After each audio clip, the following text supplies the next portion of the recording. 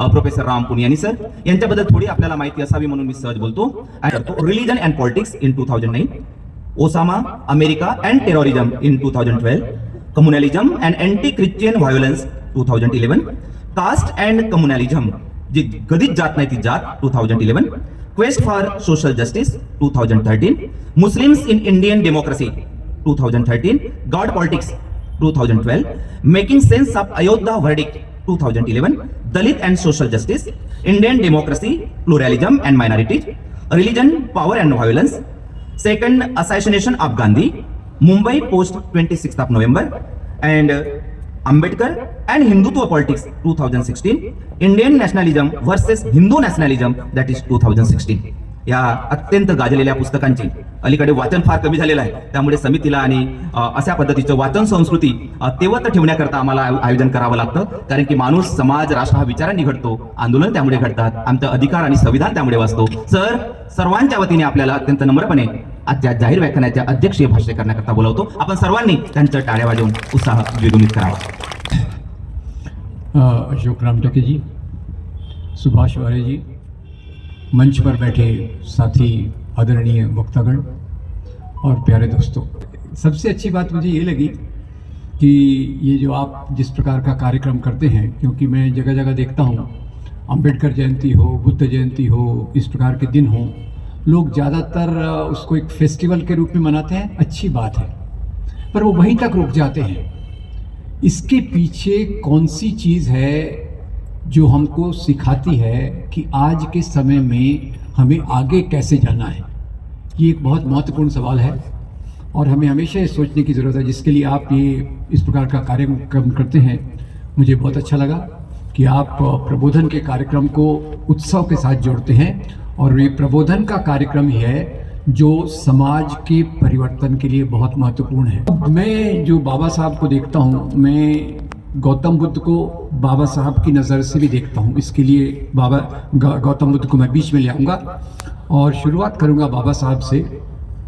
तो ये बात स्पष्ट है कि बाबा साहब आज़ादी के आंदोलन के वो नेता थे जिस समाज को शिक्षा से पूरा वंचित रखा गया था, पर उसी समाज से वो व्यक्ति निकला जिसने सबसे ज़्यादा डिग्रियां, सबसे ज़्यादा ज्ञान हासिल किया और सबसे ज़्यादा किताबें लिखी, जो उस समय के लिए नहीं, पूरे आने वाले समय के लिए हमारा सबसे बड़ा मार्गदर्शक रही.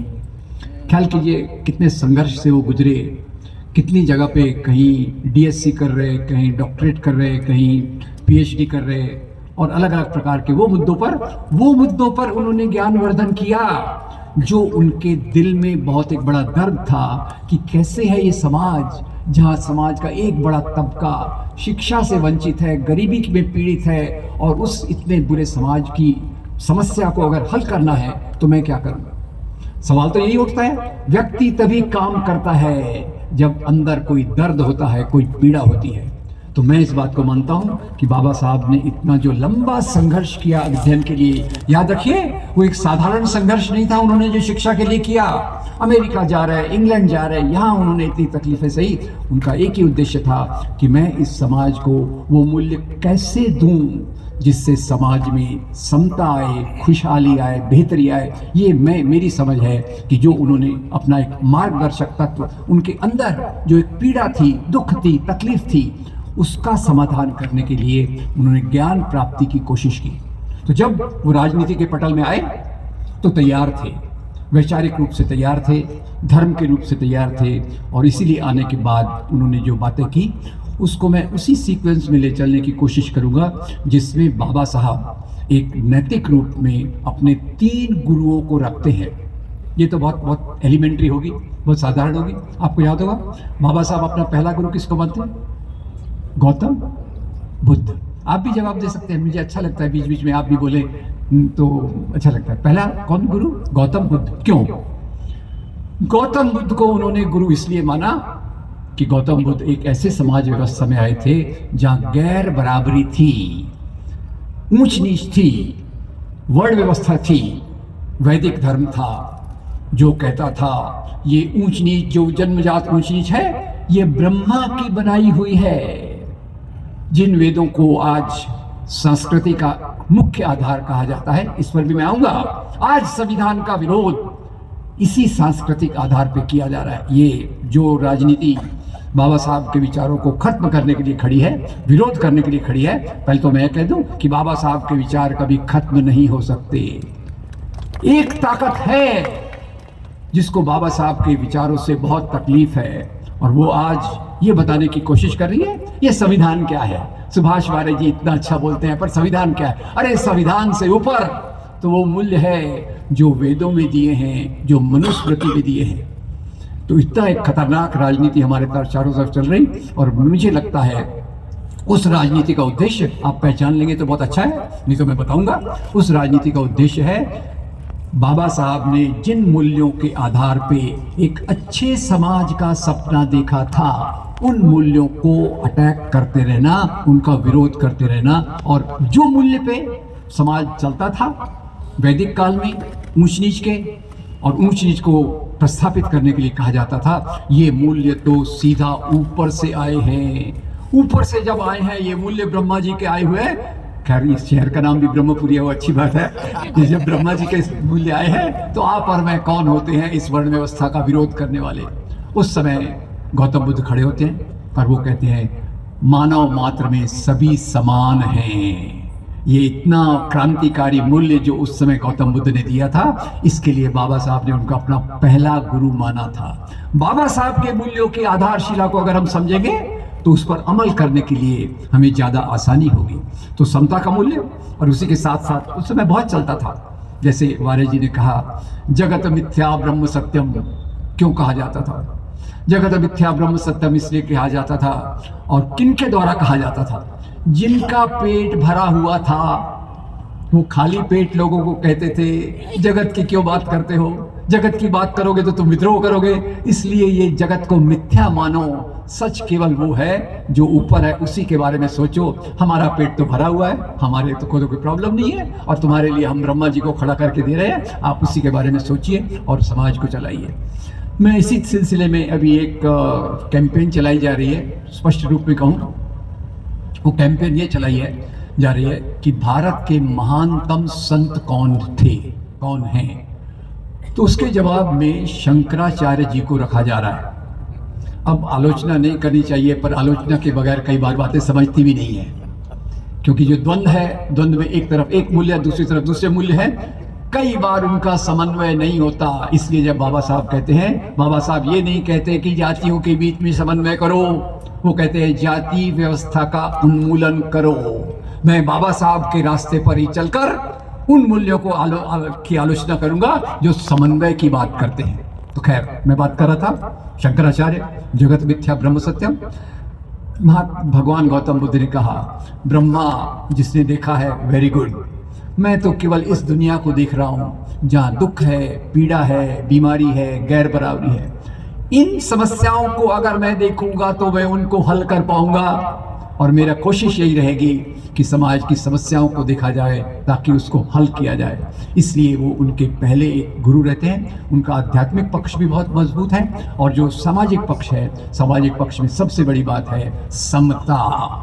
और मैं तो ये भी मानता हूँ कि मानव समाज के जितने भी आंदोलन हैं उनका मुख्य उद्देश्य है समता की तरफ जाने की कोशिश, क्योंकि समाज का एक तबका विषमता, गैर बराबरी के आधार पर चलता है। और यही बात फिर बाद में दूसरे उनके संत, दूसरे गुरु के रूप में आती है, संत कबीर। अब संत कबीर की जब बात करता हूँ तो कुछ और मुद्दे भी आ जाते हैं, क्योंकि आज जैसे हमारे संविधान का एक मूल्य है बंधुता, बंधुता मूल्य, और मुझे लगता है कि आज संविधान के सभी मूल्यों पर अटैक, हमला चालू है, और उसमें सबसे बड़ा हमला जो है वो बंधुता पर है।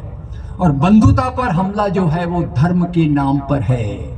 क्लियर कट शब्दों में कहा जाए तो एक तरफ हिंदू, एक तरफ मुसलमान, एक तरफ हिंदू, एक तरफ क्रिश्चियन के आधार पे नफरत पैदा करने की कोशिश की जा रही है। और वो नफरत भी इसलिए पैदा करने की कोशिश की जा रही है, नफरत पैदा करने का उद्देश्य यही है कि समाज में विषमता बनी रहे।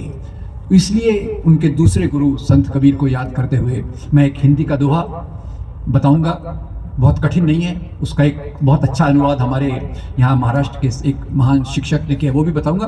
तो संत कबीर को अपना गुरु क्यों मानते हैं? क्योंकि संत कबीर ने भी धर्म की एक बहुत सुंदर परिभाषा दी थी।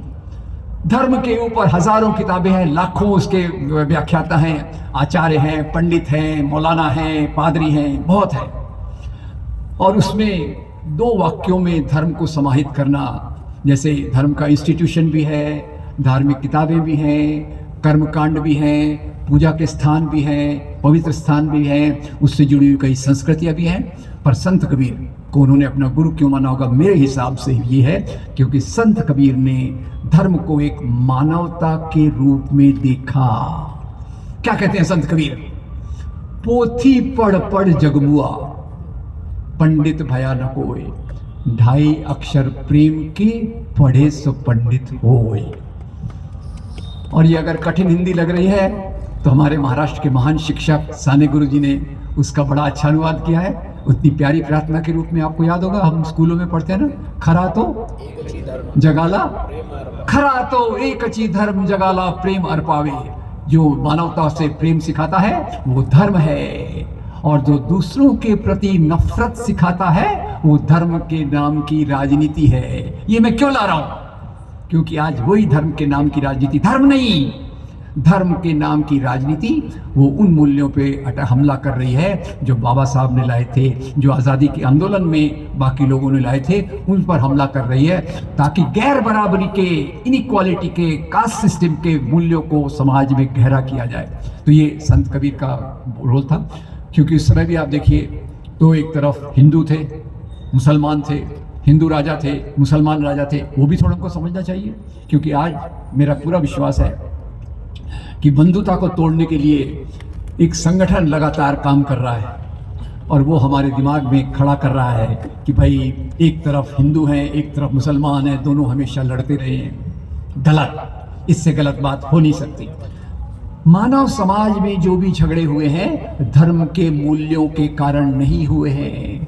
मानव समाज के झगड़े जो हुए हैं वो एक तरफ सत्ता के लिए, एक तरफ संपत्ति के लिए हुए हैं, और उनको आज धर्म के आधार पर बनाकर हमारे बीच में एक फूट डालने की कोशिश की जा रही है। इसीलिए मैं इसको थोड़ा सा उदाहरण दे दूं कि जैसे धर्म के नाम पर कहा जाता है हिंदू एक तरफ है, मुसलमान एक तरफ है, तो अपने हमारे पहले के वक्ताओं में एक राजा को याद किया गया। कौन से राजा? महाराष्ट्र के कौन से राजा जो बहुत पॉपुलर है? छत्रपति शिवाजी महाराज। अब छत्रपति शिवाजी महाराज को जब हम बम्बई में दंगे हुए 92-93 में, तो उनको एक मुस्लिम विरोधी राजा के रूप में प्रस्तुत किया। मैं बहुत हैरान हो गया। शिवाजी महाराज को थोड़ा सा पढ़ने की कोशिश की, समझने की कोशिश की, तो उसकी 1-2 घटनाएं मैं आपको बता दूं, क्योंकि ये समझना ज़रूरी है।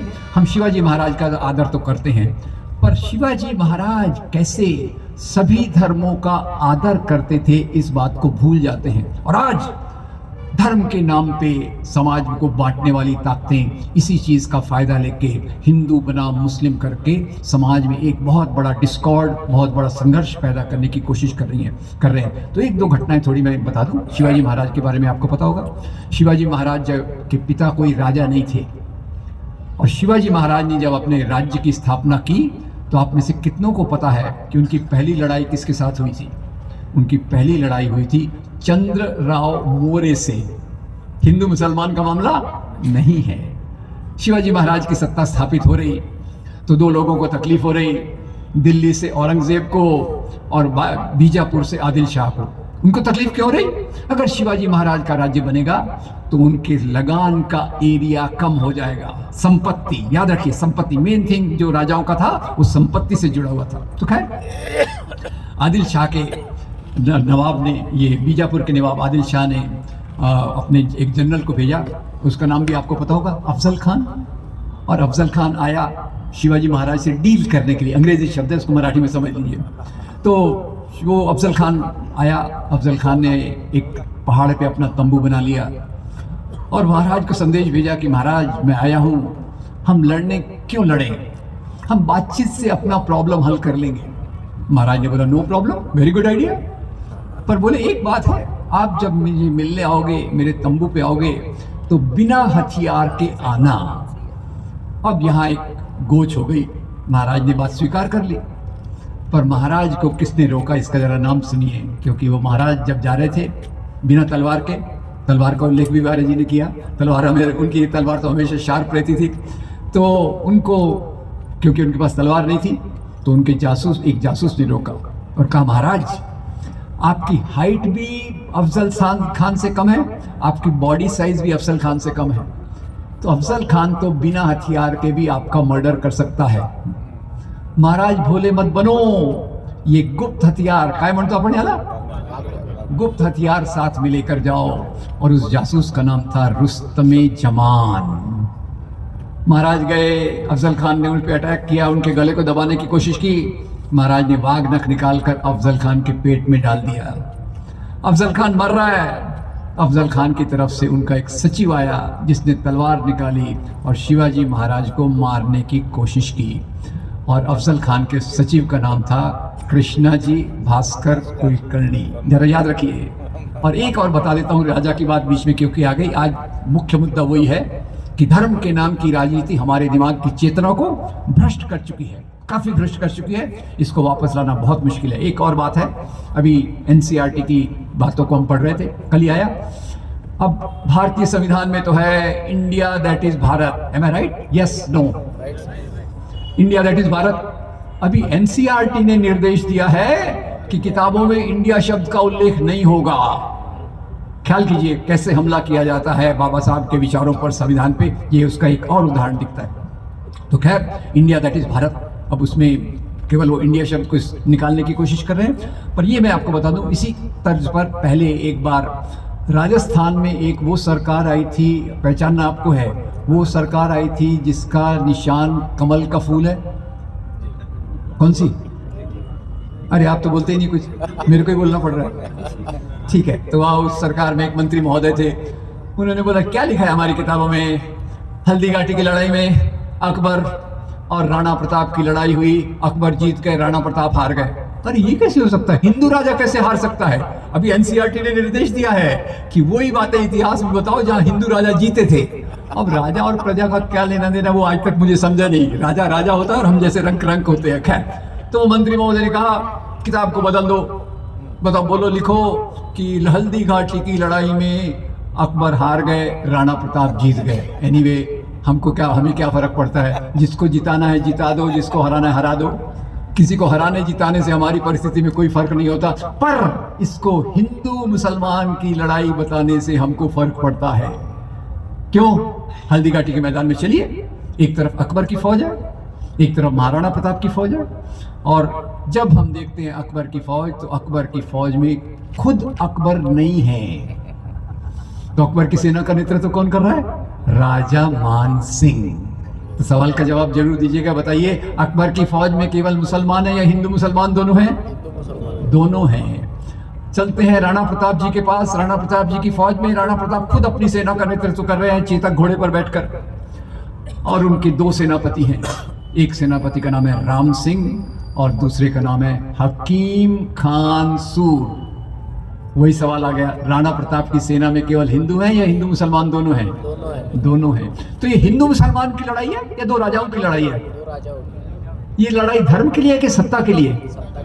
तो आज जो हमको कंट्रोल कर रहे हैं वो इसको हमारी सत्ता की बातों को धर्म के नाम पर जानबूझकर प्रस्तुत कर रहे हैं। और हमारे संविधान का जो एक मुख्य वाक्य है, जैसे इंडिया दैट इज भारत, उसको निकाला जा रहा है, इंडिया को उसमें से निकाला जा रहा है।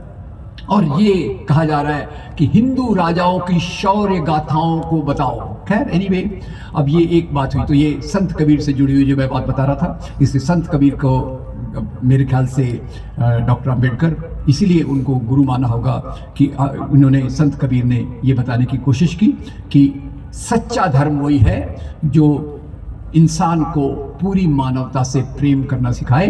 और जैसे हम देखते हैं बाबा साहब आम्बेडकर ने भी पूरी मानवता के लिए सोचा, केवल उनको एक दलित समाज का, एक महार समाज का, कम्युनिटी का जो लीडर बताने की कोशिश करते हैं वो पूरा गलत है। और तीसरे उनके गुरु कौन हैं आप बताएंगे तो मुझे अच्छा लगेगा। ज्योतिराव फुले। ज्योतिराव फुले को उन्होंने अपना क्यों गुरु माना? अब अंग्रेज आ गए थे, अंग्रेज भारत में आए।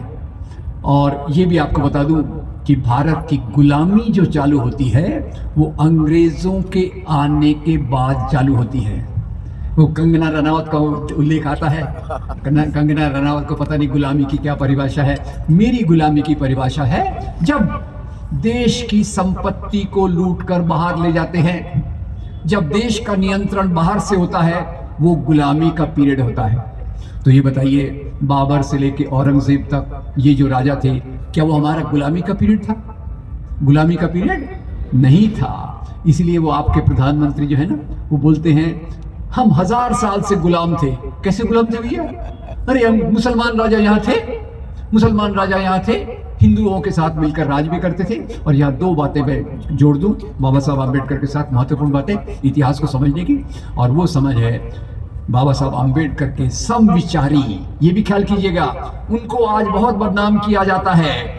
और जो मोबाइल आपके हाथ में रहता है उसमें बहुत सारे मैसेज आते होंगे उस व्यक्ति के खिलाफ नफरत फैलाने वाली। भारत के पहले प्रधानमंत्री क्या नाम था? जवाहरलाल नेहरू।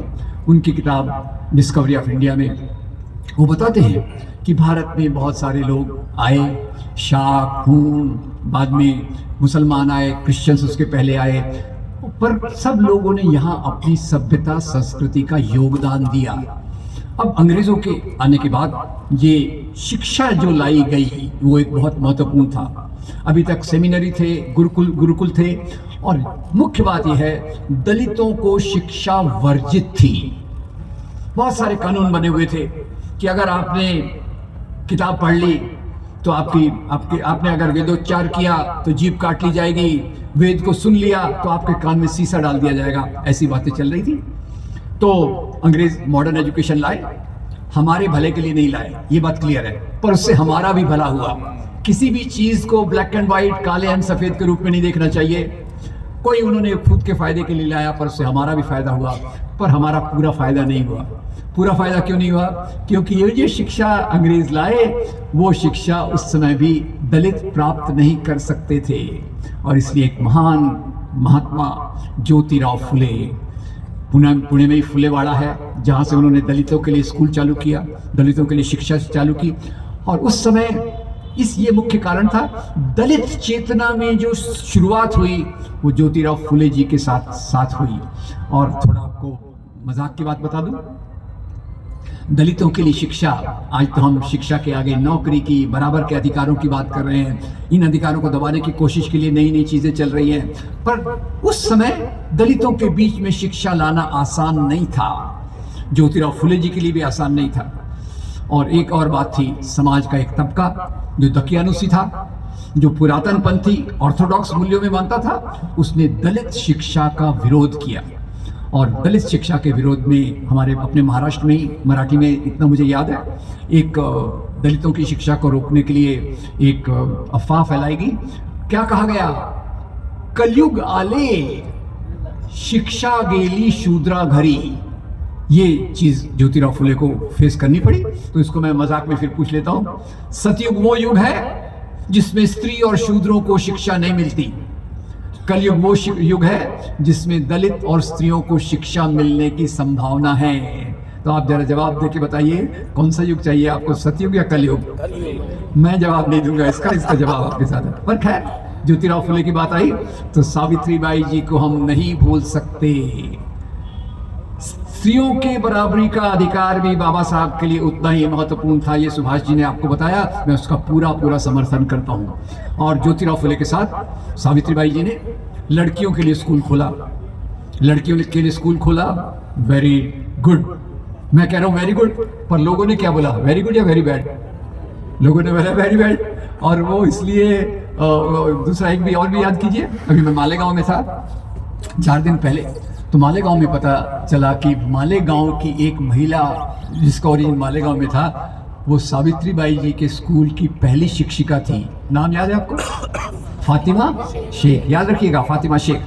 अब ये दोनों महिलाएं लड़कियों को पढ़ाने जाती थी, स्कूल जाती थी, और अपने साथ एक्स्ट्रा कपड़े लेके जाती थी। क्या उनको भी अपने प्रधानमंत्री जैसे बार बार कपड़े बदलने की आदत थी क्या? नहीं। फिर क्यों ले जाते थे कपड़े? क्योंकि लोग बोलते थे आप लड़कियों को पढ़ा रहे हो, ये हमारे धर्म के खिलाफ है। और उन पे कीचड़, गोबर, पत्थर फेंकते थे, और इसके लिए वो एक्स्ट्रा साड़ी उनको ले जाना पड़ता था स्कूल जाने के बाद कपड़े बदलने के लिए। तो खैर, ये महात्मा ज्योतिराव फुले, और मैं उसमें सावित्रीबाई जी को भी जोड़ देता हूँ, जिसको अंबेडकर जी ने अपना दूसरा गुरु माना। और दूसरा गुरु इसलिए माना कि दलित चेतना में जो सुधार हुआ वो इसी के साथ यहाँ से दलित चेतना का विस्तार होना चालू हो गया। पहले भी हो गई, जहाँ भी अन्याय होता है उसके खिलाफ चेतना पैदा होती है, जहाँ अन्याय होता है उसके खिलाफ चेतना पैदा होती है। और यहाँ भी वही बात को ज्योतिराव फुले ने एक महत्वपूर्ण तरीके से ऊपर लाया। अब तीसरे गुरु इसके साथ साथ अंबेडकर खुद क्या करते हैं, जैसे मैंने बताया कि यहाँ की जाति व्यवस्था को गहराई से पढ़ते हैं, धर्म ग्रंथों को गहराई से पढ़ते हैं और बहुत सारे मुद्दों पर उन्होंने जो लिखान किया है उसका कोई कंपैरिजन में नहीं है।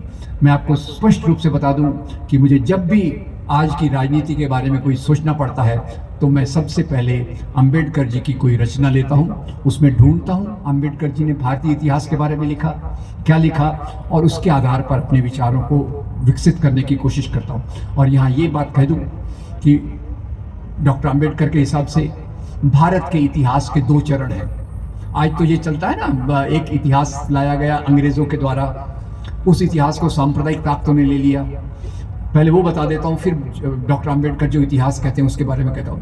अब यहाँ 1857 की क्रांति, किसान विद्रोह के बाद, किसान विद्रोह का भी थोड़ा सा समझ लें।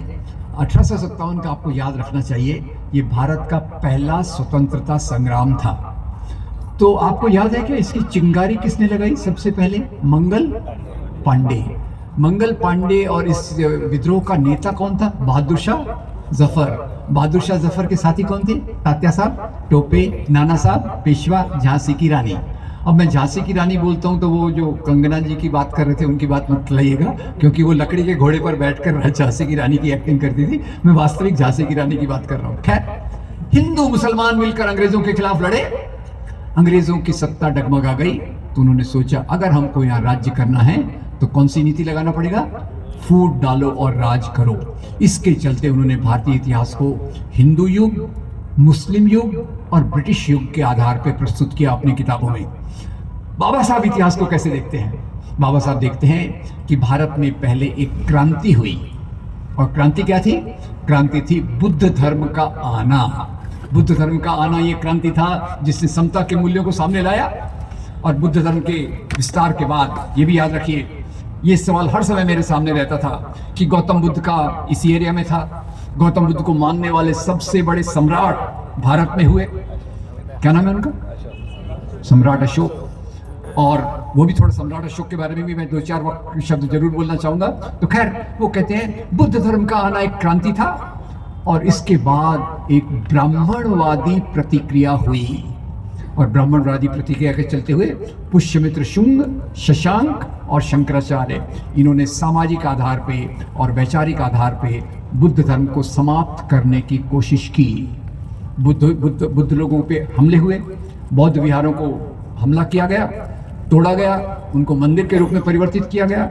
और उसके बाद जो हम देखते हैं कि बाद में शंकराचार्य आए, और शंकराचार्य ने बुद्ध धर्म को एक फिलोसॉफिकल, वैचारिक रूप से उसको खत्म करने की कोशिश की। अब ये बात आई है बुद्ध विहारों की, तो एक बात बता दूं आपको। अभी याद होगा, कल दसरे का दिन था, कल था ना, कल या परसों, तो वो जो आरएसएस के सर संघ चालक है ना, हाँ, उन्होंने क्या बोला, कौन सी जनवरी को राम मंदिर का उद्घाटन होगा? 22 जनवरी को। ठीक है, याद रखिएगा। अब मैं राम मंदिर को क्यों ले आया? बुद्ध विहार को ले आया तो राम मंदिर को लाना पड़ेगा ना, क्योंकि राम मंदिर का जब मुद्दा उठा तो कहा गया ये तो हमारा पहले वहाँ एक मस्जिद थी, पहले एक मंदिर था, मंदिर को तोड़कर मस्जिद बनाई गई, इसीलिए मस्जिद को तोड़ के बाद में हम मंदिर बनाएंगे और वही मंदिर का उद्घाटन करने वाला है। मुझे क्या याद आ गया कि जब मंदिर बनाने के लिए खुदाई चल रही थी तो वहाँ मस्जिद तो नहीं मिली, मिला क्या? बौद्ध विहार, जिसको ज्यादा लोगों ने याद नहीं रखा। एनीवे, वो एक दूसरा मामला है। अब सवाल उठता है कि बाबा साहब ने यहाँ आने के बाद राजनीतिक क्षेत्र में जब पदार्पण किया तो उसमें कई सरल बातें हैं जो हमको देखने की ज़रूरत है। पहली बात तो ये कि उन्होंने समझ लिया कि यहाँ की जो मुख्य समस्या है वो है ब्राह्मणवादी वर्चस्व, वैचारिक तौर पर और बाकी तौर पर। तो इसी के चलते आप जानते हैं कि एक तरफ तो उन्होंने चौदार तालाब का आंदोलन किया। चौदार का तालाब का आंदोलन काय के लिए था? चौदार तालाब का आंदोलन इसलिए था कि हम दलितों को हिंदू कहते हो, पर हमको सार्वजनिक कुओं पर पानी पीने का अधिकार नहीं है, हमको ये अधिकार चाहिए। आंदोलन किया, शांतिपूर्ण आंदोलन किया।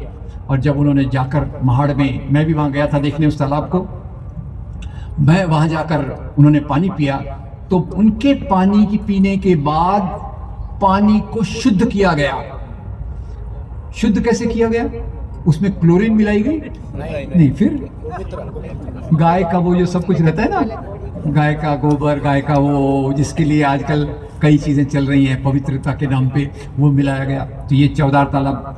फिर कालाराम मंदिर का आंदोलन, ये बहुत बेसिक चीजें मैं इसलिए समझना चाहता हूँ क्योंकि इसी से हम बाबा साहब की पूरे आंदोलन, उन्होंने कैसे अपने आप को पूरे दलित समाज, भारतीय समाज में एक व्यक्तित्व के रूप में प्रस्थापित किया, उसकी जड़ें यहाँ हैं। कालाराम मंदिर। अब कालाराम मंदिर कहते तो थे कि तुम भाई हिंदू हो, पर मंदिर में आने नहीं देते थे।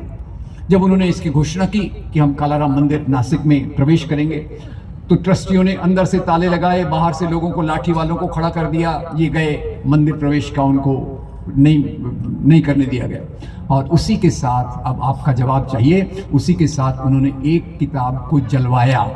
क्या नाम था उसका?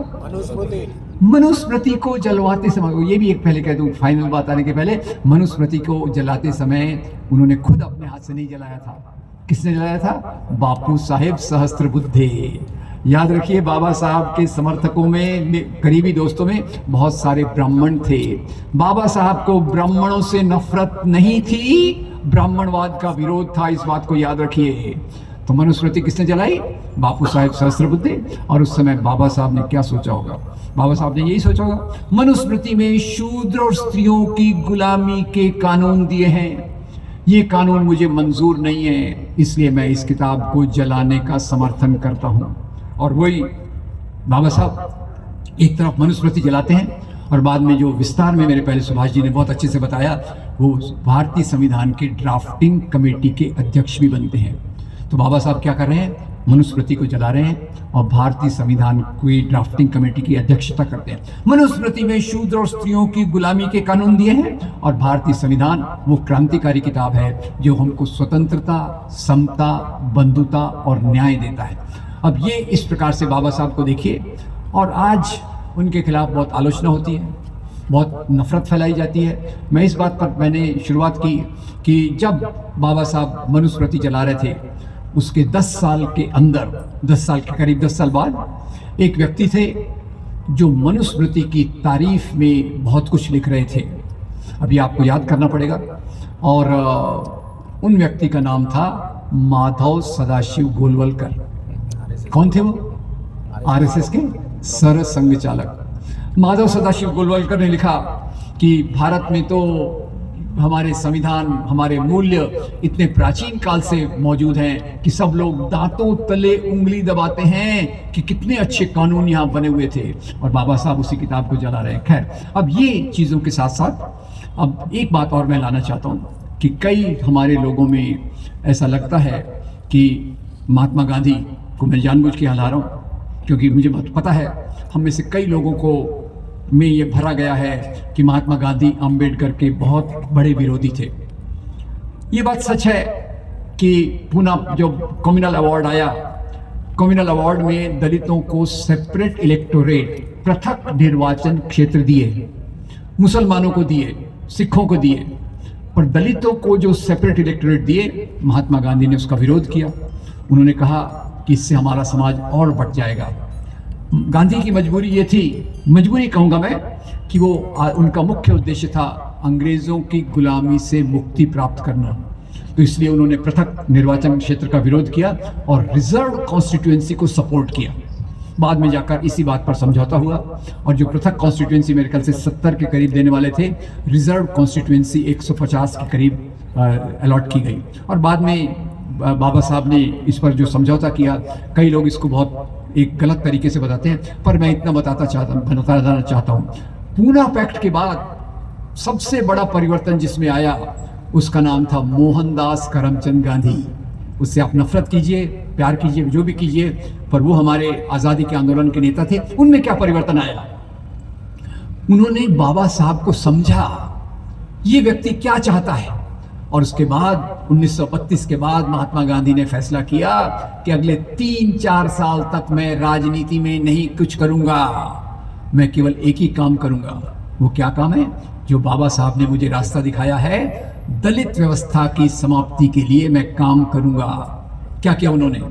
गांव-गांव गए, दलितों का मंदिर प्रवेश, दलितों के साथ सहभोजन का कार्यक्रम किया। और याद रखिए, जब ये बात उन्होंने शुरू की तो हिंदू धर्म के नाम पे राजनीति करने वालों ने उनकी जिंदगी पर पहला हमला किया। याद रखिए, गांधी जी पर 5 अटैक हुए थे। पहला अटैक कब हुआ था? जब उन्होंने दलित समस्या पर अंबेडकर के रास्ते पर चलकर दलित समस्या के उन्मूलन के लिए काम करना चालू किया। ये उनकी पहली बात थी। दूसरी बात ये भी देखिए कि गांधी जी के लिए जो नफरत पैदा की जाती है, मैं प्रैक्टिकल सेंस में बताना चाहता हूँ कि एक राजनीति है जो आज बाबा साहब के विचारों को पूरी तौर से खत्म करना चाहती है। दूसरी राजनीति है जो उनसे एडजस्ट करके बीच का रास्ता निकालती है। उस पर भी मैं तो पूरा बाबा साहब के साथ हूँ, पर दोनों में फ़र्क समझना ज़रूरी है। गांधी जी ने बाबा साहब की बात को सुना और उसके आधार पे उन्होंने जाति व्यवस्था के खिलाफ काम करने की बात की। मैं उदाहरण उनकी ज़िंदगी से दूंगा। पहला उदाहरण ये कि वो जब इस बात के पहले तो उनकी जीवन पर हमला हुआ, दूसरा ये उन्होंने अपने जीवन में फैसला किया कि मैं किसी भी उस शादी में नहीं जाऊंगा जो अंतर जातीय विवाह नहीं है। बाबा साहब ने कहा था जाति व्यवस्था की समाप्ति के लिए अंतर जातीय विवाह बहुत ज़रूरी है। उसी पर मैं ऐड करके एक बात कहता हूँ कि भारत में जो हम बंधुत्व कहते हैं उसमें अंतर जातीय अंतर धार्मिक विवाह ये एक बहुत बड़ा कदम होगा। इसीलिए आज लव जिहाद के नाम पर अंतर धार्मिक विवाह का बहुत बड़ा विरोध किया जाता है, कई तरह से किया जाता है, जो मेरे ख्याल से बहुत बड़े दुर्भाग्य की बात है। तो पहला उनका निर्णय कि मैं किसी भी उस शादी में नहीं जाऊंगा जो अंतर जातीय नहीं है। और आपको बता दूं, बाबा साहब ने जब दूसरी शादी की तो वो अंतर जातीय थी, तो उनकी पहली कमेंट थी, आज अगर गांधी होते तो वो बहुत खुश होते। फिर दूसरी बात बताना चाहता हूँ कि अब जब इंटरिम गवर्नमेंट बन रही थी तो गांधी जी के शिष्य जवाहरलाल नेहरू कैबिनेट मिनिस्टर्स की लिस्ट लेकर जाते हैं गांधी के पास। कहते हैं, बापू ये हम आने इंटरिम गवर्नमेंट में ये मैं कुछ कैबिनेट मिनिस्टर्स की लिस्ट बनाया है, आप जरा इसको अप्रूव कर लीजिए, इसको देख लीजिए। बापू कहते हैं, मुझे सिर्फ एक बात बताओ, आपके कैबिनेट मिनिस्टर्स की लिस्ट में अंबेडकर का नाम है कि नहीं?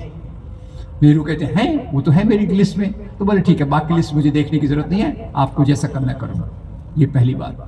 दूसरी बात, हम बात करते हैं बाबा साहब ने ड्राफ्टिंग कमेटी की अध्यक्षता की थी, वेरी गुड, ये देश में होने वाली बहुत अच्छी बात थी।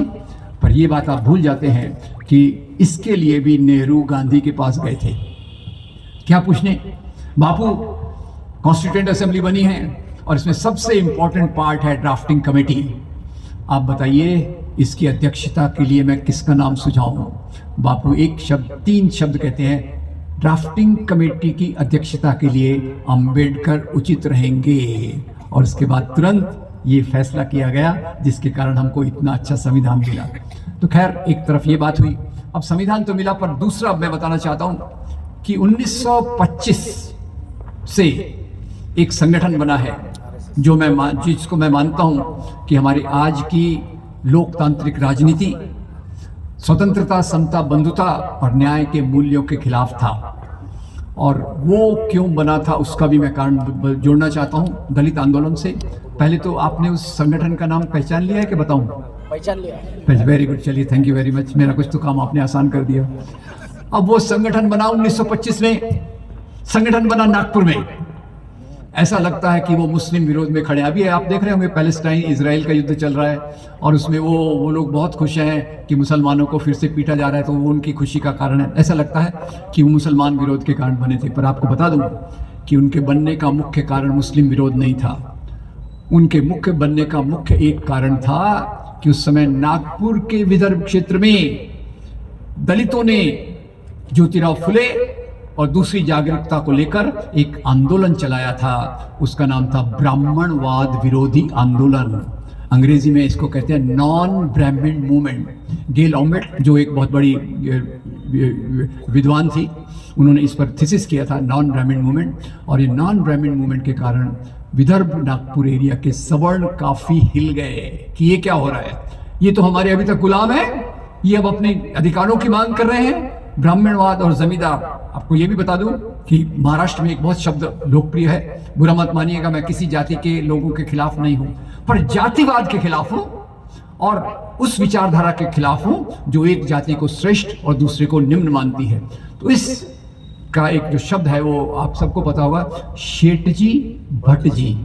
और ये शेठजी भट्ट जी का ये जो उसके खिलाफ दलितों का आंदोलन चालू हुआ और इस आंदोलन के कारण वहाँ के सवर्ण लोग काफ़ी डिस्टर्ब हो गए और ये उस संगठन के बनने का एक बहुत बड़ा महत्वपूर्ण कारण था। खैर, उस संगठन के बनने का दूसरा कारण और भी था कि उन्होंने जर्मनी में देखा हिटलर किस प्रकार से यहूदियों का कत्लेआम कर रहा है। आज वही यहूदी पैलेस्टीनियंस का कत्लेआम उन्होंने पिछले 30-40 साल में किया है। खैर, तो वो उस हिटलर से भी उन्होंने प्रेरणा ली थी। और तीसरा, उन्होंने यहाँ का जो आज़ादी का आंदोलन चल रहा था, आज़ादी के आंदोलन में आम लोग आज़ादी के आंदोलन में आ रहे थे, ये उन्होंने उसके कारण भी वो डिस्टर्ब हो गए थे, क्योंकि वो पुरानी व्यवस्था सरंजामशाही जमींदारी फ्यूडल सिस्टम को मेंटेन करना चाहते थे, ये उसका मुख्य था।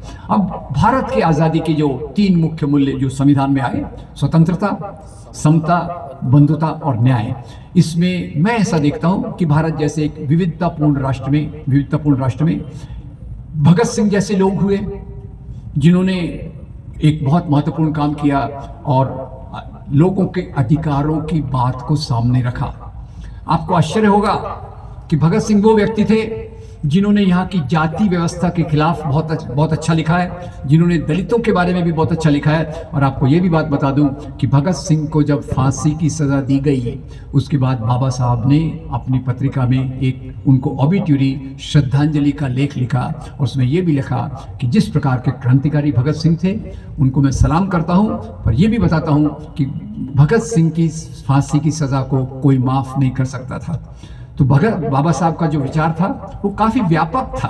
वो इस प्रकार के मूल्य को भी देख रहे थे कि भगत सिंह जैसे लोग जो स्वतंत्रता के मूल्यों को बहुत प्रतिबद्ध हैं। और तीसरा, ये भी मेरी खुद की समझ है कि आज़ादी के आंदोलन के जो 3 मूल्य थे, स्वतंत्रता में भगत सिंह सबसे आगे थे, समता में बाबा साहब सबसे आगे थे और बंधुत्व में महात्मा गांधी सबसे आगे थे, जिन्होंने इस बंधुत्व के लिए यहाँ के हिंदू मुसलमान, हिंदू क्रिश्चियन सबके बीच में एक एकता लाने की कोशिश की।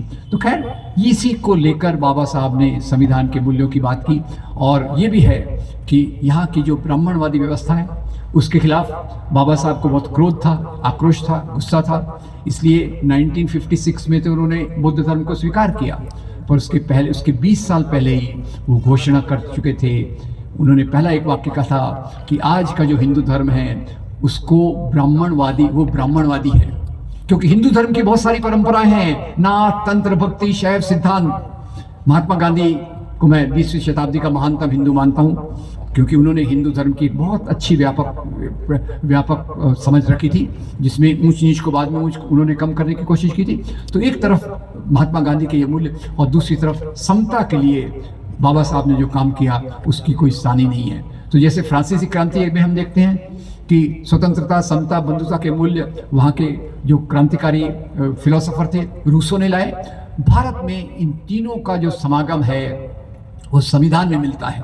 भले उसमें भगत सिंह के कुछ प्रभाव थे, गांधी के कुछ प्रभाव थे, और बाबा साहब का एक बड़ा योगदान था जिसके आधार पर उन्होंने किया। और जैसे उन्होंने फिर धर्म का चुनाव करना था तो बुद्ध धर्म का चुनाव उन्होंने मुख्य रूप से इसलिए किया कि एक उसमें वैज्ञानिक सोच की बात भी है, दूसरा उसमें इस दुनिया की बातों को किया जा रहा है, और ये वैज्ञानिक सोच की बात हमारे संविधान में साइंटिफिक टेम्पर, वैज्ञानिक सोच, ये हमारे संविधान में रखा गया। यहाँ का अंधविश्वास, यहाँ जो किस प्रकार की कुरीतियाँ धर्म के नाम पे चलती हैं, उसके खिलाफ साइंटिफिक टेम्पर शब्द रखा गया। और एक बात मैं बता दूं, जैसे मैंने शुरू में कही कि जहाँ तक संविधान के मूल्य हैं, मेरे ख्याल से 2 व्यक्ति उसके लिए पूरी तौर से समर्पित थे। एक तरफ से बाबा साहब आम्बेडकर और दूसरी तरफ से उनको फुल्ली बैकअप करने वाले जो थे वो थे जवाहरलाल नेहरू। और हमारा जो संविधान की प्रस्तावना है, हम भारत के लोग अपने आप को ये संविधान देते हैं वगैरह वगैरह, उसका रेजोल्यूशन जवाहरलाल नेहरू ने रखा था। इस बात को भी याद रखिए। तो खैर, इन दोनों महान व्यक्तियों का बहुत योगदान, जिसके चलते मैं कहता हूँ कि एक तरफ साइंटिफिक टेम्पर, वैज्ञानिक सोच को भी रखा जाए। पर आज हम कहाँ हैं? आज हम किस धरातल पे खड़े हैं? जो संगठन 1925 में बना, बहुत एक छोटे से झाड़ के रूप में बना। उसने लगातार लोगों के बीच में दो बातों को रखा। एक बात ये कि हम अनादिकाल से हिंदू राष्ट्र हैं, और हिंदू राष्ट्र से उनका मतलब था वैदिक मूल्यों से, वेदों में जो पुरुष सूक्त है, मनुस्मृति के जो मूल्य हैं, ऊंच नीच के जो मूल्य हैं, उसके मूल्यों के आधार पे। और दूसरा उन्होंने जिस प्रकार की बात को रखा कि इसमें जो साइंटिफिक टेम्पर की बात को हम लेकर अगर चलें, तो उन्होंने कहा कि वैज्ञानिक सोच भारत के विकास का आधार होगा। और आज जब हम देखते हैं कि आज अगर देखें तो क्या क्या नहीं हुआ, आपको याद होगा एक व्यक्ति ने कहा था, उसको पहचानिए क्या नाम था, कि आज प्राचीन काल में कोई प्लास्टिक सर्जन था जिसने मनुष्य के सिर पे हाथी का सिर लगाया। अभी तो आपको मेरा परिचय दे दिया गया, मैं मेडिकल कॉलेज में 8 साल तक पढ़ा लिखा जो भी है। एक बात मैंने पढ़ी, अगर कोई मेरा सिर काटेगा तो 1 मिनट के अंदर यहाँ के पुरोहित मुझे नरक में भेज देंगे, मुझे तो वहीं भेजेंगे ना। तो जब तक आपके जैसे दोस्त कोई हाथी का सिर ढूंढ के लाएंगे, उसमें भी प्रॉब्लम बताता हूँ आपका, हाथी का सिर ढूंढ के लाना आसान नहीं है। आजकल एनिमल राइट्स एक्टिविस्ट बहुत घूम रहे हैं, वो आपको वो लाने भी नहीं देंगे। और फिर फिटिंग का सवाल है, बच्चे का सिर, हाथी का सिर। पर अब उसने बड़े कॉन्फिडेंस से कह दिया प्राचीन काल में कोई प्लास्टिक सर्जन था जिसने मनुष्य के सिर पे हाथी का सिर लगाया। Very good. और उसी को लेकर बाकी विज्ञान के खिलाफ, वैज्ञानिक सोच के खिलाफ किस किस प्रकार की बातें हो रही हैं, उसके विस्तार में मैं नहीं जाऊंगा। पर बाबा साहब और नेहरू दोनों साइंटिफिक टेम्पर के पूरे साथ थे, उसका प्रमोट करना चाहते थे।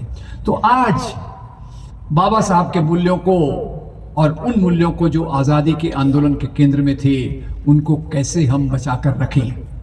तो एक बात तो सुभाष जी की बहुत अच्छी लगी, संविधान को पूरा समझना। दूसरा उसमें मैं इतना ही जोड़ना चाहूँगा कि एक राजनीति है जो संविधान के मूल्यों को जड़ से खत्म करना चाहती है।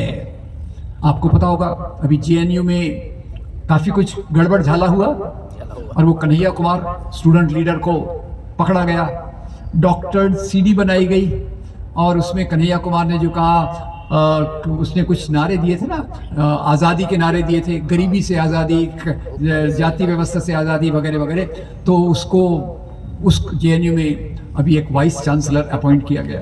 मैं आपको जेएनयू का बता दूं, जेएनयू जाने का मुझे कई बार मौका मिला।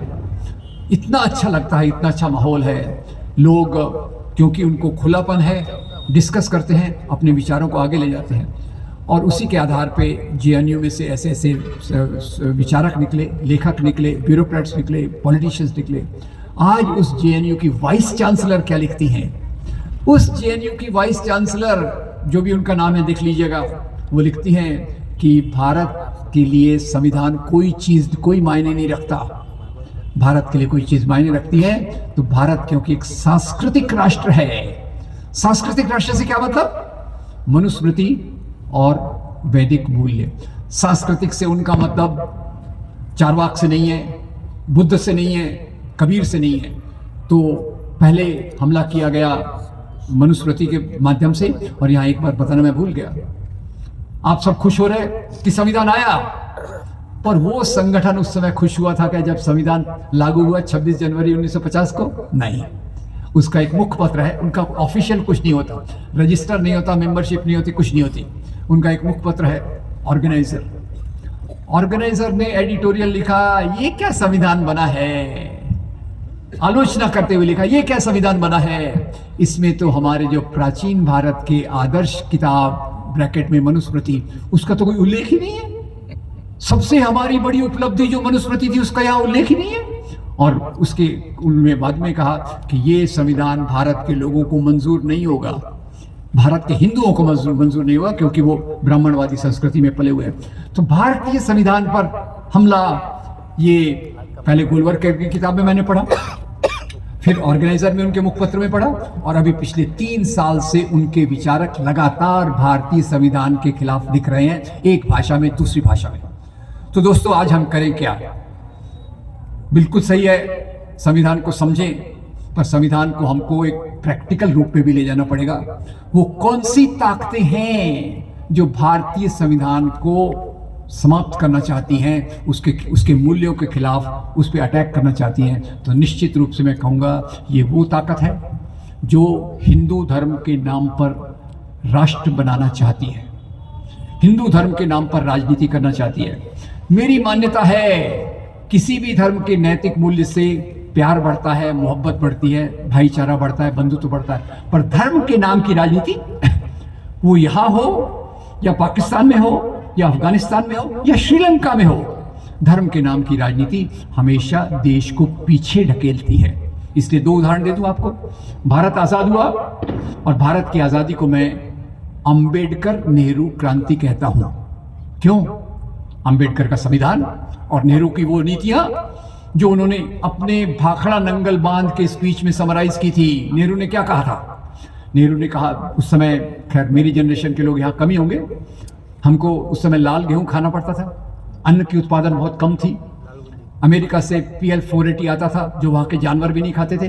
तो नेहरू ने देखा कृषि व्यवस्था का इम्प्रूवमेंट करना ज़रूरी है, बांध की योजना बनाई, बांध की एक योजना बनाई। उस स्पीच के आने के पहले बताऊं, उन्होंने यहाँ नींव रखी आधुनिक शिक्षा की, आधुनिक रिसर्च की, साइंटिफिक इंस्टीट्यूशंस की, जिसमें कुछ नाम ले लूँ, IIT है, BARC है, इसरो का जो पहला वाला संगठन है, पब्लिक सेक्टर है जिसने हमको इतनी सारी नौकरियां दी, दलित और स्त्रियों को समाज में आने का रास्ता दिया।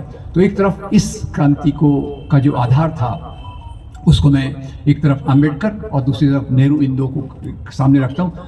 और इसके विरोध में जो एक झाड़ पनप रहा था 1925 में, वो 1990 में आके वो ज़्यादा मजबूत हो गया। इतना मजबूत हो गया कि उसने नारे दिए, मंदिर बनाएंगे, और उसमें उस समय नारा था, आपको याद होगा, उस व्यक्ति का नाम भी आप बताएंगे तो मुझे अच्छा लगेगा। एक व्यक्ति था जिसको रथ यात्राएं निकालता था। अरे थैंक यू वेरी मच। उनकी पार्टी ने तो उनको भुला दिया, पर आपने उनको याद रखा। आडवाणी जी आपको थैंक यू बोलेंगे। उसने बोला 100 गंदर आम की खाते हैं, मंदिर वहीं बनाएंगे, यानी मस्जिद को तोड़ेंगे। तो मस्जिद के नाम की राजनीति चालू हुई। मस्जिद के नाम पे मुसलमानों के खिलाफ नफरत, बाद में क्रिश्चियंस के खिलाफ नफरत। एक तरफ से उस राजनीति के दो पैर हैं, एक है मुसलमान और क्रिश्चियंस के खिलाफ नफरत, और उसका दूसरा पैर है प्राचीन मनुस्मृति के मूल्यों का गुणगान। This is a package deal. दोनों चीजें मिली हुई हैं। अगर आपको संविधान को बचाना है तो आपको इस चीज का भी मुकाबला करना पड़ेगा जो राजनीति यहाँ मुसलमान और क्रिश्चियंस के खिलाफ नफरत पैदा कर रही है। उसकी डिटेल में मैं नहीं जाऊंगा क्योंकि हमारा मुख्य मुद्दा अंबेडकर जी हैं, गौतम बुद्ध हैं, और इनके विचारों को बचाने के लिए उस राजनीति से मुकाबला करना जरूरी पड़ेगा। एक तरफ नेहरू अंबेडकर क्रांति में हम देखते हैं समाज का विकास 1990 तक काफी अच्छे तरीके से हुआ। पब्लिक सेक्टर आए, साइंटिफिक IITs बनी। IITs में मुझे भी काम करने का सौभाग्य इतने सालों तक हुआ। IITs के साथ साथ जो चेतना हुई पिछले 9 साल में वो पीछे जा रही है। हम स्वतंत्रता के इंडेक्स, फ्रीडम ऑफ रिलीजन के इंडेक्स में नीचे गिर गए। हंगर इंडेक्स, भूख के इंडेक्स में 125 देशों में हम 121वें देश हैं। जिस देश में भाखड़ा नंगल बांध, हीराकुड बांध, इस प्रकार के संविधान के आधार पर विकास हुआ, आज वो हर क्षेत्र में पीछे जा रहा है। तो निश्चित रूप से हम अकेले संविधान को नहीं बचा सकते, हमको पूरी व्यवस्था को बचाना पड़ेगा जो आज़ादी के बाद यहाँ विकसित हुई, जिसको मैं नेहरू अंबेडकर क्रांति इन दो को उसका बड़ा पिलर मानता हूँ। इस राजनीति ने अपने आप को मजबूत कैसे किया? भावनात्मक मुद्दे, मंदिर बनाएंगे, फिर लव जिहाद का भी आपको बता दूं। लव के बारे में मुझे लगता है लव से अच्छा शब्द दुनिया में कोई नहीं है। प्यार, मानवता से प्यार सबसे बड़ी बात है। उसको इन्होंने इतना बदनाम कर दिया, उसका कारण मैं आपको बताना चाहता हूँ। कारण ये है, लव जिहाद यानी जब यंग लोग, नौजवान नवयुवतियां एक दूसरे को पसंद करते हैं, वो बात पैट्रियार्कल वैल्यूज को पसंद नहीं है, पितृसत्तात्मक समाज को पसंद नहीं है, इसलिए वो नहीं चाहते कि स्त्रियों को आज़ादी हो, उन पर रिस्ट्रिक्शन करने के लिए। खैर वो दूसरी बात है, लव जिहाद। फिर एक मज़ेदार बात आपको बताता हूँ, एक और मुद्दा उठाया गया। ये सब मुद्दे क्यों उठा रहे हैं? लोगों की भावनाओं को भड़काने के लिए। इसके आधार पे सांप्रदायिक दंगे होते हैं, करवाए जाते हैं। कौन करवाएगा? जिसको उससे फायदा होगा। दंगे क्यों करवाएंगे? ताकि मुख्य धारा से हम विचलित होकर इन्हीं चीजों में अपना ध्यान भटकाए रहें, समाज बंटता जाए और एक प्रकार की राजनीति मजबूत हो जाए। ये भी आपको बता दूं कि ये बात मैं मेरे जो गुरु थे असगर अली इंजीनियर, उनके रिसर्च से भी आई और अभी ये वहाँ से रिसर्च से आई, मुझे पैसे पता चला, वो भी आपको थोड़ा बता देता हूँ। एक आपने येल यूनिवर्सिटी का नाम सुना है क्या? सुना होगा, पता नहीं, मैंने नहीं सुना था। मैंने कैसे सुना आपको पता है? अपनी वो जो MHRD मिनिस्टर थी ना, वो सास भी कभी बहू में काम करती थी। हाँ वही।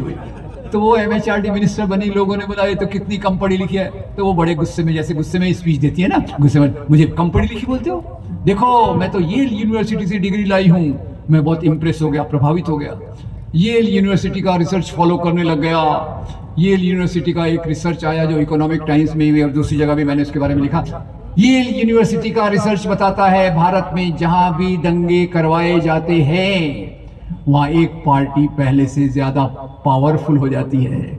नाम मैं आपकी कल्पना पे छोड़ देता हूं, और वही राजनीति है जो भारतीय संविधान के विरोध में खड़ी है। और तीसरा बताता हूं एक मजेदार किस्सा। कहा गया गऊ हमारी माता है, मुसलमान उसको खाता है, इसीलिए आगे का आप समझ लीजिए। इसके नाम पर 300 लोगों की लिंचिंग हुई, 100 दलित मारे गए, 4 दलितों पर ऊना में अत्याचार हुआ। मैं बड़ा परेशान हो गया, ये क्या हो रहा है? गऊ हमारी माता है, इधर मुसलमान मारे जा रहे हैं, दलित मारे जाए, ऊना में लोगों पे अत्याचार हो रहा है। तो फिर इसी बीच में पता चला यूपी राजस्थान में उस समय वो पार्टी की गवर्नमेंट थी जिसका चिन्ह वो कमल का फूल है, समझ गया ना? अब वहां हिंगोनिया में गौशाला थी। हिंगोनिया की गौशाला में सैकड़ों गाय भूख से, बीमारी से मर गई। मैं बहुत परेशान हो गया, ये क्या गाय का मुद्दा है? इधर गाय मर रही है, उधर दुनिया में गाय बीफ एक्सपोर्ट में इंडिया नंबर 2 पे आ गया। नॉर्थ ईस्ट में गाय no problem, beef no problem, Kerala में नो प्रॉब्लम, गोवा में नो प्रॉब्लम, पर पूरे काऊ बेल्ट में गऊ हमारी माता है, मुसलमान उसको खाता है, लिंचिंग करेंगे। मैं परेशान हो गया और फिर मैंने बाई चांस स्वामी विवेकानंद की रचनाएं पढ़ी, lectures from Almora to Chicago. Swami ji उसमें लिखते हैं वैदिक काल में गाय का मांस खाया जाता था। कौन कह रहा है? मैं नहीं कह रहा, नहीं तो मेरे पे आप दोष देंगे। हिस्टोरियन भी कहते हैं और इन्होंने भी कहा, और इसकी सच्चाई मुझे पता है कब चली। मैं एक और बायोग्राफी पढ़ रहा था, एक अपने वो जो प्रधानमंत्री थे ना जो कविताएं लिखते थे, हाँ अटल बिहारी वाजपेयी, उनकी बायोग्राफी पढ़ रहा था। हार नहीं मानूंगा, विजय त्रिवेदी की लिखी हुई है, पेज 236 पे आया। 236 पे पढ़ने को मिला, एक बार अटल जी अमेरिका में लेक्चर टूर पे गए थे। एक लेक्चर के दौरान वो बैठे थे, खाने का आनंद ले रहे थे, प्यार से खाना खा रहे थे। तो उनके पड़ोसी ने कंधे पे थपथपाया, बोले अटल जी आप ये क्या कर रहे हो? आप जो ये खा रहे हो, आप जो खा रहे हो ये तो बीफ है। अटल जी हंस दिए, बोले बीफ है तो क्या हो गया? इंडियन गाय का थोड़ी है, ये तो अमेरिकन गाय का है, नो प्रॉब्लम।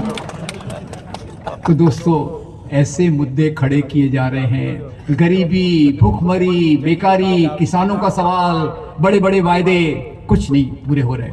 पूरा केवल क्या हो रहा है? समाज पीछे ढकेला जा रहा है। वो इंडाइसेस को देखिए।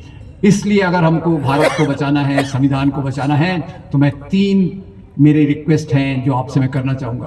पहले तो इसमें भारत में आज जो नफरत फैलाई गई है वो बहुत गलत चीज़ों के आधार पर फैलाई गई है। मंदिर तोड़े गए, हिंदू मुसलमान राजा, हिंदू बनाम मुसलमान। अरे राजाओं से क्या करना है भाई? हमको राजाशाही नहीं चाहिए, हमको लोकशाही चाहिए, अच्छी लोकशाही चाहिए, पूरी लोकशाही चाहिए, समता की तरफ रास्ता चाहिए। तो खैर हमको ये पहले तो समाज में जो आज नफरत फैली हुई है उसका मुकाबला करना ज़रूरी है। क्या करें उसके लिए? मैं कॉन्क्रीट सुझाव दे रहा हूँ। कॉन्क्रीट सुझाव यही है कि जैसे आपके हाथ में मोबाइल है, तो पहले तो मोबाइल में एक बहुत अच्छा आप 50 एपिसोड का सीरियल है श्याम बेनेगल का भारत एक खोज। भारत के इतिहास को वैदिक काल से आर्यों के यहाँ आने से लेकर 1940 तक का इतिहास उसमें दिया है। 50 एपिसोड है, 60 एपिसोड है, आप देखिए और दिखाइए। नंबर 2, इतनी मैं आलोचना करता हूँ पर कुछ कुछ अच्छी बातें भी भारत में हुई हैं। अच्छी बातें ये हैं कि हमारे बहुत सारे अच्छे इतिहासकारों ने बहुत अच्छे तरीके से आम लोगों के इतिहास का वर्णन किया है। इतिहास केवल राजा की बहादुरी और रानी की सुंदरता का नहीं होता। इतिहास में किसानों ने उत्पादन कैसे किया, दलितों ने कैसे सहा, स्त्रियों ने कैसे काम किया, इस प्रकार का इतिहास का चित्रण जो है वो कई किताबों में है, बहुत सारे यूट्यूब्स में है। मैं 2-3 यूट्यूब आपको बताना चाहूँगा। यूट्यूब के पहले एक बहुत अच्छा बताना चाहूँगा कि पहले हम लोग नुक्कड़ नाटक करते थे। नुक्कड़ नाटक में कोई एक मैसेज लेके जाते थे, दहेज की प्रथा खराब है, ये अत्याचार बुरा है, किस मजदूरों को अधिकार मिलना चाहिए। नुक्कड़ नाटक कर सके तो बहुत अच्छा है, नहीं तो कम से कम कम्युनिटी सेंटर, आपके हर सेंटर में 15 दिन में एक बार, 3 हफ्ते में एक बार, महीने में एक बार बैठिए 2 घंटे के लिए, कुछ अच्छे श्याम बेनेगल को देखिए। और by the way, Shyam Benegal का एक और उतना ही खूबसूरत वीडियो सीरियल है, उसका नाम है संविधान। संविधान के 10 एपिसोड हैं, देखना कंपलसरी है। ये आप सबके लिए कंपलसरी है, श्याम बेनेगल का ये भी कंपलसरी है। उसी के साथ साथ हमारे बहुत अच्छे दोस्त आनंद पटवर्धन, उनकी बहुत सुंदर फिल्में हैं, father son in the holy war, Jai Bhim comrade. हमारे यहाँ भारत में आंदोलन इसलिए कमजोर है, एक तरफ जय भीम है और एक तरफ कॉमरेड है, ये दोनों का मिलाप कैसे होगा ये आपको सोचने की जरूरत है। आनंद पटवर्धन ने उस पर भी एक फिल्म बनाई है और उनकी लेटेस्ट फिल्म है वसुधैव कुटुंबकम पे, वर्ल्ड इज ए फैमिली, वो भी देखिए। उनका एक 15 एपिसोड का एक सीरियल है विवेक रीजन, जिसमें डॉक्टर दाभोलकर की हत्या, पानसरे की हत्या और बाकी ये जो पूरा सब हुआ है वो दिया है। और ऐसे एपिसोड्स में अगर बुरा ना माने तो ऐसे वीडियोस में थोड़ा सा मेरा नाम भी ऐड कर लीजिएगा। मैंने भी कई वीडियोस बनाए हैं मध्ययुगीन काल के, प्राचीन काल के, राजाओं के, और उसमें एक बात बताना भूल भी गया, वो बात अभी बता रहा हूँ, फिर से इस पे आऊंगा। गौतम बुद्ध के रास्ते पर चलकर एक राजा क्या कर सकता है, उसका उदाहरण सम्राट अशोक में मिलता है। ये क्यों कह रहा हूं मैं? आज धर्मों के प्रति असहिष्णुता है, ये धर्म बेकार है, वो धर्म बेकार है। सम्राट अशोक के समय भी 4 मुख्य धर्म थे, वैदिक ब्राह्मण धर्म, जैन धर्म, आजीविकाज और बुद्ध धर्म। सम्राट अशोक अपने शिलालेखों में लिखते हैं, क्योंकि वो बौद्ध धर्म को मानने वाले थे दिल से, इसलिए वो लिखते हैं कि मैं एक राजा हूं, प्रजा मेरी संतान के समान है, मेरा कर्तव्य है कि मैं सभी को बराबरी की नजर से देखूं। और जो आज हम वेलफेयर स्टेट की बात करते हैं, सम्राट अशोक ने अपने शिलालेख में उसको भी लिख के रखा है कि राजा का कर्तव्य है कि समाज के स्वास्थ्य के लिए सुविधाएं प्रदान करे, शिक्षा के लिए सुविधाएं प्रदान करे, रास्ते में ट्रैवल करने वालों के लिए झाड़, पानी पीने की व्यवस्था करे। खैर, सम्राट अशोक पे मैं बीच में इसलिए लाया कि बौद्ध धर्म के रास्ते पर एक राजा कैसे चला, इसको भी आप याद रखिए। खैर, वापस आता हूं, हम क्या करें आगे, समाज को बेहतर बनाने के लिए, संविधान को बचाने के लिए, भारत को बचाने के लिए क्या करने की जरूरत है? तो एक कम्युनिटी सेंटर्स, जहां हम इस प्रकार की चेतना के कार्यक्रमों को वीडियोस के माध्यम से, फिल्मों के माध्यम से, लाइब्रेरी के माध्यम से, किताबों के माध्यम से महीने में एक बार, 15 दिन में एक बार मिले। और मैंने जो यूट्यूब्स के बहुत सारे एपिसोड्स बताए हैं आपको, बहुत अच्छे बेहतरीन यूट्यूब वीडियोस हैं जो आपको इस दिशा में काम करेंगे। एक नंबर 2, सामाजिक धरातल पर एक सामाजिक संस्कृति जिसमें हम सभी का आदर करते हैं, सभी के त्योहारों का, सांस्कृतिक त्योहारों का आदर करते हैं। ये होली हो, दिवाली हो, क्रिसमस हो, ईद हो, इसका जो सामाजिक पहलू है उसमें हम सभी धर्मों के लोगों के साथ मिलकर चलते हैं और सामाजिक तौर पर उनको बराबरी का दर्जा देकर बंधुत्व को बढ़ाते हैं। और तीसरा और अंतिम, राजनीति को हम बाईपास नहीं कर सकते। हम ये नहीं कह सकते हमको राजनीति में इंटरेस्ट नहीं है। जिंदगी के हर क्षेत्र में राजनीति होती है और ये राजनीति में मैं कई सवालों का जवाब नहीं दे सकूंगा। कई पार्टियों ने बहुत गलती की है, माफी नहीं की जा सकती, पर एक पार्टी ऐसी है जो गलत विचारधारा के आधार पे बनी है। एक ही पार्टी ऐसी है जिसका नियंत्रण कोई और संगठन करता है। पहचान लिया? खैर, पहचान लिया आपने तो बहुत अच्छी बात है, नहीं तो इसलिए मैं अभी जो चुनाव आने वाले हैं और मैं निवेदन करता हूं कि आप भारत को बचाइए, इंडिया के साथ चलिए। और इसके लिए कई बार लोग मुझे पूछते हैं, अरे भाई तुम क्या हो, तुमको क्या पता है राजनीति क्या होता है, पॉलिटिक्स क्या होता है, किसको हम वोट दें? अब मैं इसी बात पे अपनी बात को समाप्त कर रहा हूं कि हमारे पास जो विकल्प है वो अच्छा, उससे अच्छा, सबसे अच्छा विकल्प हमारे पास नहीं है। हमारे पास जो विकल्प है वो है खराब, उससे खराब, सबसे खराब और Bharatiya Janata party. Thank you very much.